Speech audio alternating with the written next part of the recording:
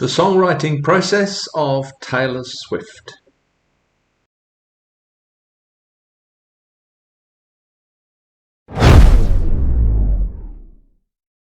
Today I'm here with a little something special, a little something extra, a bonus beyond my normal Saturday Taylor Swift video. But before I get to the content of that, I just wanted to say that I've now activated my Patreon channel. Now, the only reason for doing that is because just occasionally one of the videos that I try to post here is blocked because of copyright reasons. It's almost always not because of Taylor Swift. It may be because of something else that I use in that video. But I've decided that one way I could make those videos available to you is by posting them on Patreon. And I'll leave the link to my Patreon site below. I emphasize that there's still absolutely no charge for that. I'm not in the business of making any money from this. So you can just go and check out. There may be something that you haven't seen there because I haven't been able to post it on YouTube. Now, at the moment, or as of tomorrow, as I'm speaking now anyway, there'll only be one video posted up there, but there may be others over time. But today I'm looking at something different. I'm not looking at a song by Taylor. I'm actually looking at a speech Taylor made. In 2022, Taylor was given an award as the Songwriter and Artist of the Decade at the Nashville Songwriter Awards. So I'm going to present to you her speech on that occasion, which reveals some real insights into her songwriting method. It's essential viewing for anyone wanting to do their PhD on Taylor Swift's writing. This is crowd shot footage. There were several videos made by different people in the audience on that occasion. I've picked the one that I regarded as the best of them, and I've tried to make the sound as clear as possible. I've also added subtitles to her speech, and I'll play that with you, stopping to make occasional comments myself. I hope you enjoy this, something different. So Taylor Swift speaking at the Nashville Songwriter Awards about her own writing experience and writing techniques. I want to say thank you to Bart for introducing me in such a generous way. And I want to say thank you to the NSAI for getting us all together for this event tonight. It's been beautiful. For me, tonight feels brimming with genuine camaraderie between a bunch of people who just really, really love making stuff, who really love the craft, who live for that rare, pure moment when a magical cloud floats down right in front of you in the form of an idea for a song. And all you have to do is grab it. Then you shape it like clay, prune it like a garden, and wish on every lucky star, or pray to whatever power you believe in that it might find its way out into the world and make someone feel seen, feel understood, feel joined in their grief or heartbreak or joy for just one moment. I've learned by being in the entertainment industry for an extended period of time that this business operates with a very new, next mentality, right? I'll just pause it there for a second. This is obviously something that can be really problematic in the music industry, this desperate need for something new, which is kind of paradoxically balanced with the need to constantly put out exactly the same thing. What I mean by that is that if an artist becomes popular, then they basically want that artist to keep doing the same thing as long as that's successful. Or they want the next artist who comes along to do what the other artist did who was successful. But alongside that is actually the need to be even more successful than you were the last time. So if you put out your debut album and it's a great success, you've really, in a sense, put an albatross around your neck because people will expect your next album to be an even bigger success. And if it's not an even bigger success, it's in some ways viewed as a failure. even though it might do extremely well and would be considered a great album if it only wasn't compared with that earlier album. But quite apart from the industry wanting something new from people, I think many artists, and Taylor included among them, maybe especially among them, isn't content to rest back on her laurels. She wants to keep moving forward. She wants to keep doing something new. And many artists do this, and they often encounter an obstacle because the audience that they've established that loves their existing music doesn't want to hear new stuff. They want to hear the old stuff, or they want to hear stuff that's like the old stuff.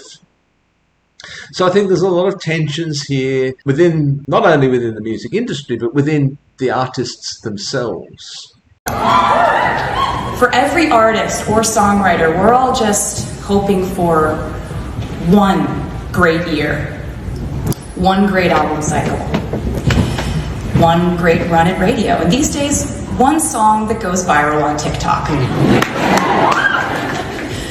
One glorious moment in the sun. Because on your next project, you'll probably have to invent a new thing to be. Think of all new things to say and fresh ways to say them. You will have to entertain people.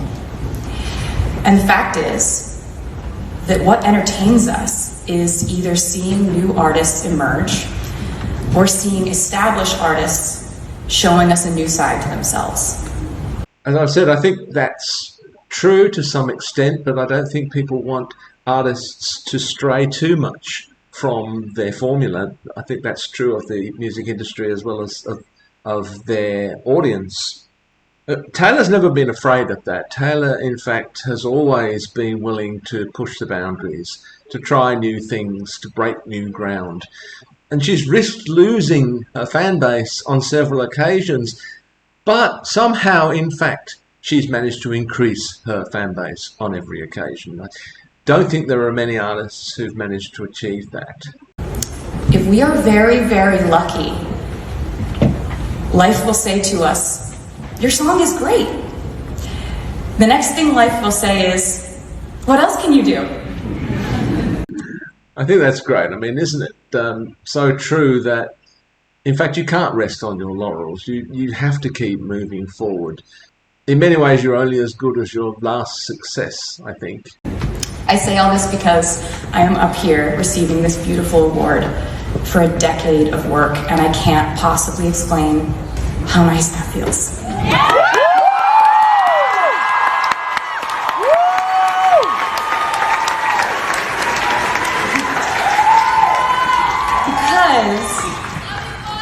The way I don't know what was shouted. Because the way I see it, this is an award that celebrates a culmination of moments, challenges, gauntlets laid down, albums I'm proud of, triumphs, strokes of luck or misfortune, loud, embarrassing errors and the subsequent recovery from those mistakes, and the lessons I learned from all of it. This award celebrates my family and my co-writers and my team, my friends and my fiercest fans.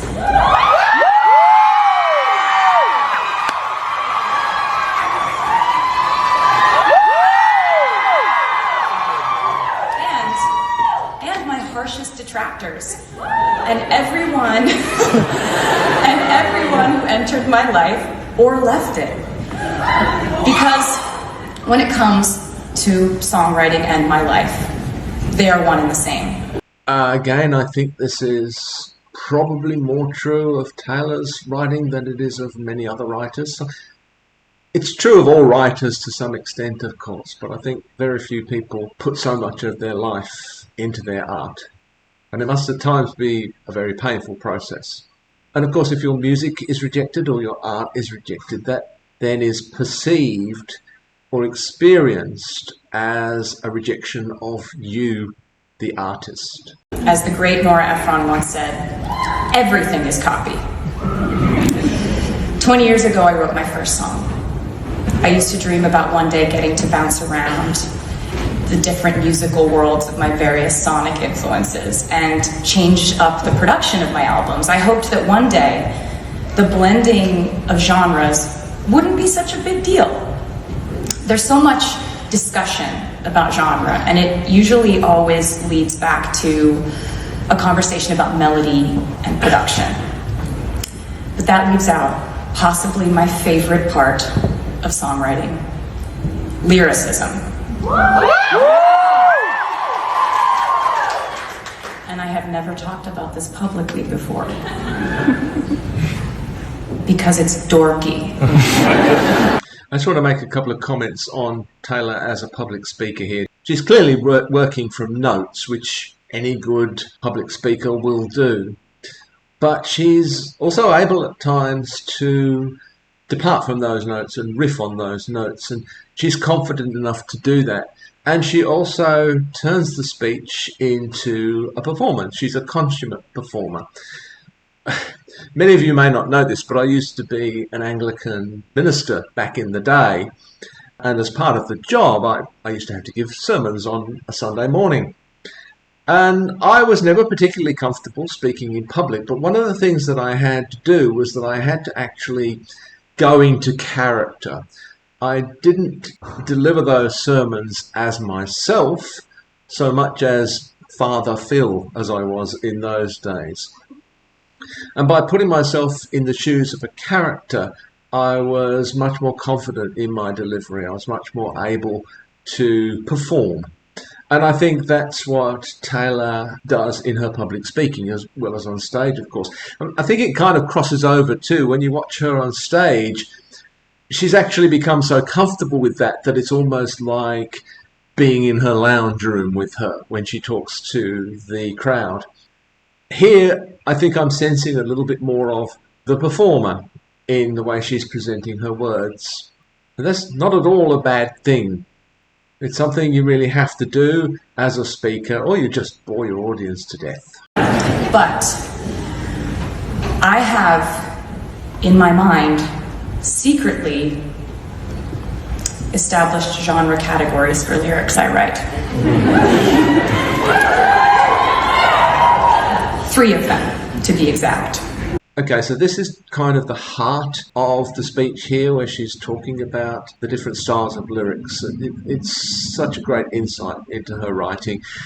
And it's worth mentioning also that even when she's talking about writing, she sounds like a writer. There's something very writerly about her discussion of writing. The way she uses language, the way she uses imagery and metaphor, even when she's talking about the process of writing. They are affectionately titled quill lyrics, fountain pen lyrics, and glitter gel pen lyrics. I know this sounds confusing, but I'll try to explain. I came up with these categories based on what writing tool I imagine having in my hand when I scribbled it down, figuratively. I don't actually have a quill anymore. I broke it once when I was mad. I categorize certain songs of mine in the quill style if the words and phrasings are antiquated. If I was inspired to write it after reading Charlotte Bronte or after watching a movie where everyone is wearing poet shirts and corsets. If my lyrics sound like a letter written by Emily Dickinson's great-grandmother while sewing a lace curtain, that's me writing in the quill genre. That's a perfect example of how she's being a writer, a creative writer, even as she's delivering this speech. What a great way of describing this. I will now give you an example of one of my songs I would categorize as quill. How's one to know I'd meet you where the spirit meets the bones?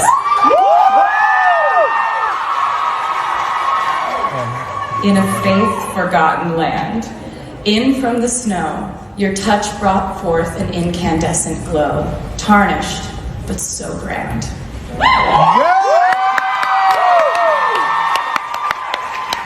Moving on to lyricism category number 2, fountain pen style. I'd say most of my lyrics fall into this category. Fountain pen style means a modern storyline or references with a poetic twist, taking a common phrase and flipping its meaning. Basically trying to paint a vivid picture of a situation down to the chipped paint on the door frame and the incense dust on the vinyl shelf. Placing yourself and whoever is listening right there in the room where it all happened. The love, the loss, everything. The songs I categorize in this style sound like confessions scribbled and sealed in an envelope but too brutally honest to ever send. For example, "'Cause there we are again in the middle of the night. We're dancing around the kitchen in the refrigerator light. Down the stairs, I was there. I remember it all too well. And there we are again when nobody had to know. You kept me like a secret, but I kept you like an oath. Sacred prayer, and we'd swear to remember it all too well. Wow, guys.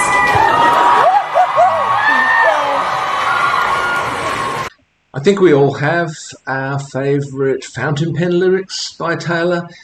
All Too Well's obviously brilliant, but one of my favourites is actually from Cornelia Street, and I just want to read just a few lines to you from that. "Windows swung right open, autumn air, jacket round my shoulders is yours. We bless the rains on Cornelia Street, memorise the creaks in the floor." I just love the way that creates the sense of place. We're in Cornelia Street with her, and the way the image of his coat wrapped around her shoulders kind of establishes the relationship between them. The third category is called glitter gel pen. And it lives up to its name in every way. Frivolous, carefree, bouncy, syncopated perfectly to the beat. Glitter gel pen lyrics don't care if you don't take them seriously because they don't take themselves seriously. I think this is a very important point about her more popular pop songs, the glitter gel pen songs.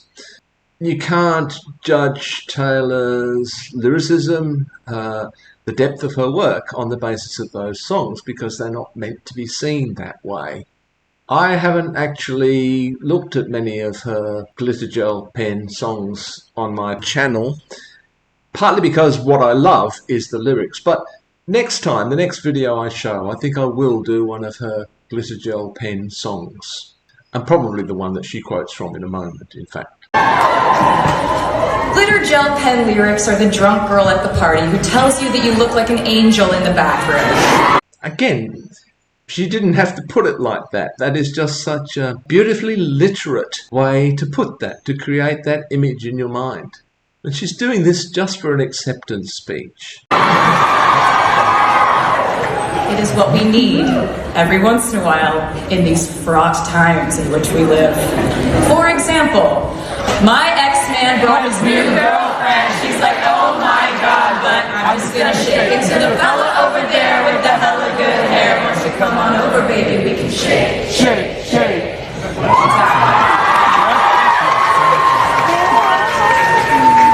Why did I make these categories, you ask? Honestly, because I love doing this thing that we are fortunate enough to call a job. Writing songs is my life's work and my hobby and my never-ending thrill. I am moved beyond words that you, my peers, decided to honor me in this way for this work that I would still be doing if I'd never been recognized for it.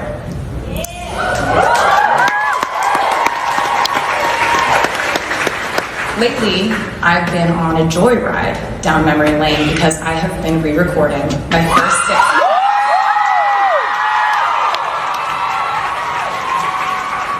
And when I go through the process of meticulously recreating each element of my past and revisiting the songs I wrote when I was 13, 14, 15, that path leads me right to Music Row. My mom would pick me up from school and drive me to my co-writing sessions with dozens of writers, and some of you are in this very room tonight, who 15 years ago decided to give me their time, their wisdom, their belief, before anyone thought that writing with me was a productive use of an afternoon. I will never forget you, every last one of you. Part of my re-recording process has included adding songs that never made the original albums, but songs I hated to leave behind. Yeah. Many of those songs turn out to be among my favourites, probably because they embody a maturity and that they broach subjects that were probably considered by the record company at the time to be too much for Taylor Swift's audience. And I'm so glad that she's given these songs a life. I've gone back and recorded a bunch of them for my version of my albums. Fearless, my version, came out last year. And as I was choosing songs for it, I came across one that I had written with the Warren brothers when I was 14. I decided to record it as a duet with the brilliant Keith Urban. Yeah. And when I called up the Warrens to tell them I was cutting our song 17 years after we'd written it, I'll never forget the first thing they said. Well, I think that's the longest hold we've ever had. So I think this is giving some really interesting insights into not only her writing process, but also the process by which she's selected these songs that she's decided to present to us as vault tracks. And even a song that she wrote 17 years ago, she can bring to life today. I think that's amazing. In 2011, just over 10 years ago, my trusted collaborator and confidant, Liz Rose, came over to my apartment and I showed her a song that I had been working on. I was going through a rough time, as is the natural state of being 21, and had scribbled down verse after verse after verse a song that was way too long to put on an album.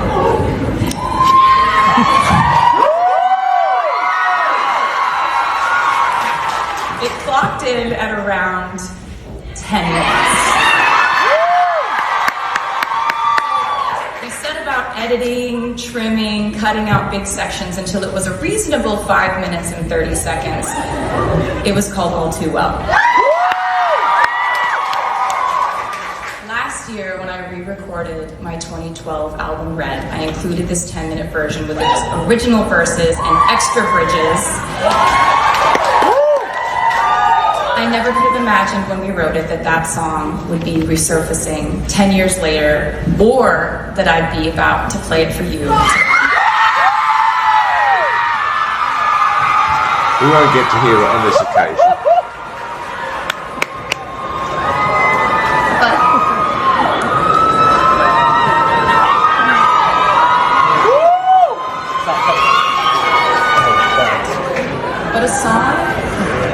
But a song can defy logic or time. A good song transports you to your truest feelings and translates those feelings for you. A good song stays with you, even when people or feelings don't.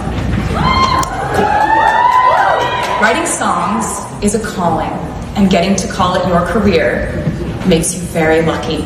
You have to be grateful every day for it, and for all the people who thought your words might be worth listening to. This town is the school that taught me that. And to be honored by you means more than any genre of my lyrics could ever say. Thank you.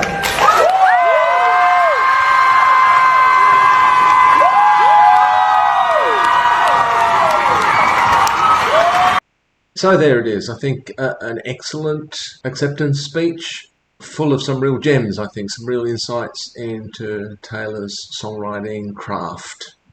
As I said, I think for my next video I'll probably do a glitter gel pen song, just for the hell of it. I'm not going to try to categorize each of the songs when I present them to you. I'm sure that there's overlap between the categories and perhaps some songs don't even fit into any category. I'm not going to try to use them as boxes to fit everything into. They're very interesting ideas and guidelines and really beautiful and useful images that she uses to be able to recognize those particular genres of songwriting: the quill, the fountain pen, and the glitter gel pen. you can never forget what she said about those writing styles because you'll always remember those images. Even as a speechwriter, she is a creative writer. I think we can see that here. Thank you for your time with me today on this extra occasion. And don't forget to occasionally, anyway, to pop over to my new Patreon channel to see if there might be anything there that I haven't been able to successfully post here.